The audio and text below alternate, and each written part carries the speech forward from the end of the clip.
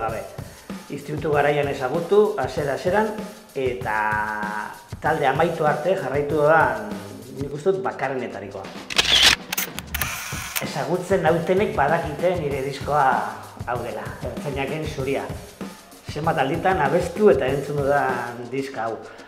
Amak TDK zinto horietako batean ekarri zuen etxera, maitemindu nintzen, eta disko honetatik aurrera Ertzainak a muerte izan da niretzat.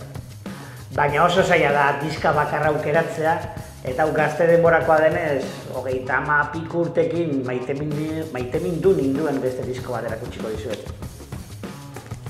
David Bowie eta Ziggy Stardust.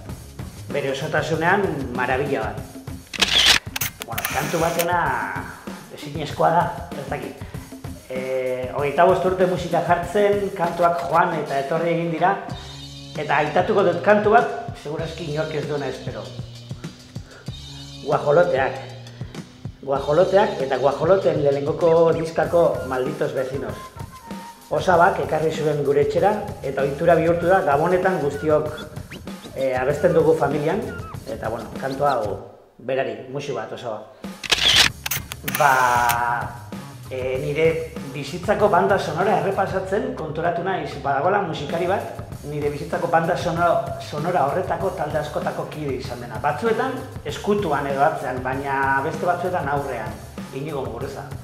Kortatu, Delirium Tremens, Negu Gorriak eta Jose Ripiau. Sagarroi ere, baina Jose Ripiau. Inigo Muguruza aukeratuko dut. Niri etxean barre egiten didate, letrekin oso txarra naiz.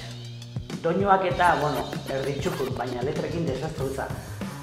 Covidaren garaian etorri zen Ondarrura, Manari, bere diska txikia orkestera, eta hor, egiten dio, Gorazarre edo Nacho Vegasi, bere abesti bat, Binu Kantaresi Amor, deritzonari bertsio bat egiten dio, eta hor esaten du, kantatu, maitatu eta dantza, ezin bada, ez da gure irautza.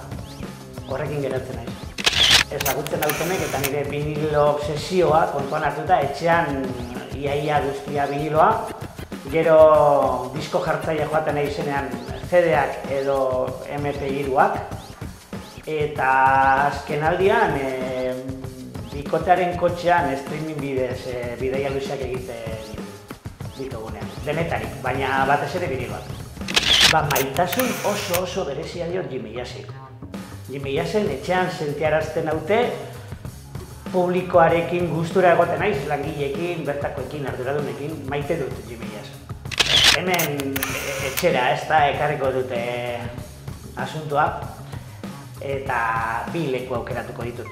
Ondarrutarra naz, Ondarrun leku bitan programatzen dut, eta programatzen ditudan lekuak asko maite ditut. Bata Beikosini, eta gero bestea Portukorran.